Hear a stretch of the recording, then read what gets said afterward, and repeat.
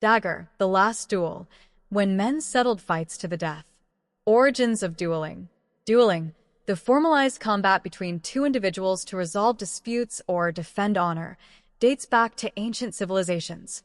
In early tribal cultures, combat was often used to settle disagreements, but the ritualization of the practice, complete with codes, seconds, and honor systems, evolved much later.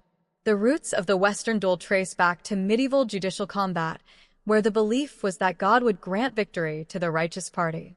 This practice, known as trial by combat, was legally sanctioned across much of Europe until the late Middle Ages. The rise of the Code of Honor. By the 15th and 16th centuries, especially in France, Italy, and the Holy Roman Empire, dueling began to shift from legal arbitration to a personal means of defending one's honor, often over slights, insults, or accusations. The duel became less about divine justice and more about social reputation. In the 18th century, the Code Duello, a formalized set of rules governing duels, spread across Europe and eventually to the Americas.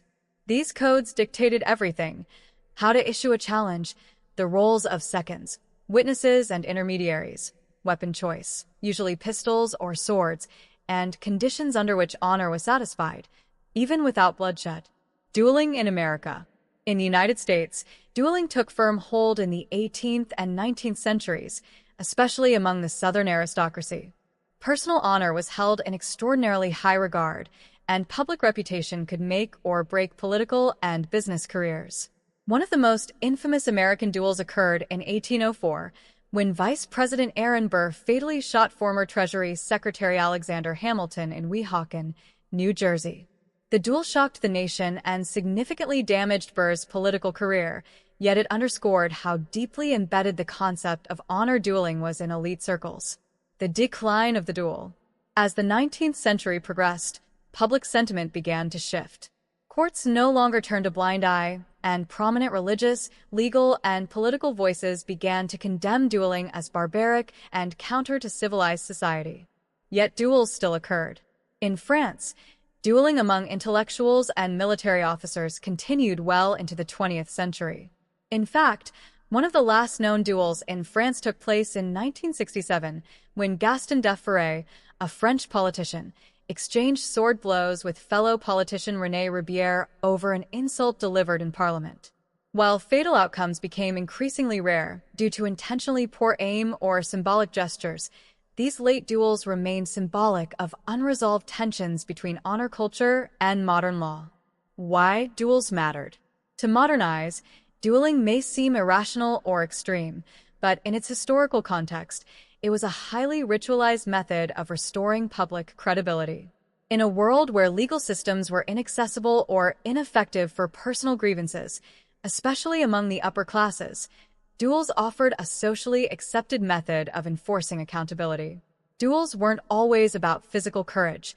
They were often about social survival. Refusing a challenge could mark one as a coward, while winning a duel might restore a tarnished name, regardless of the original offense. The cultural legacy. Dueling left a significant mark on politics, literature, and the concept of masculinity. Stories of famous duels, real and fictional, have captivated generations, from Shakespeare's dramatic sword fights to 19th-century Western shootouts at high noon. Even today, the language of dueling persists in modern culture. Phrases like face off, draw the line, and settle this like men all harken back to the deadly formalities of personal combat. Conclusion. The end of an era. While the era of the duel has long passed, its echoes remain in courtroom dramas, sports rivalries, and public feuds. What was once a deadly right of honor has transformed into symbolic clashes, debates, lawsuits, or social media disputes. The last duel wasn't just about two men settling a score. It was the fading heartbeat of a culture where reputation was worth dying for.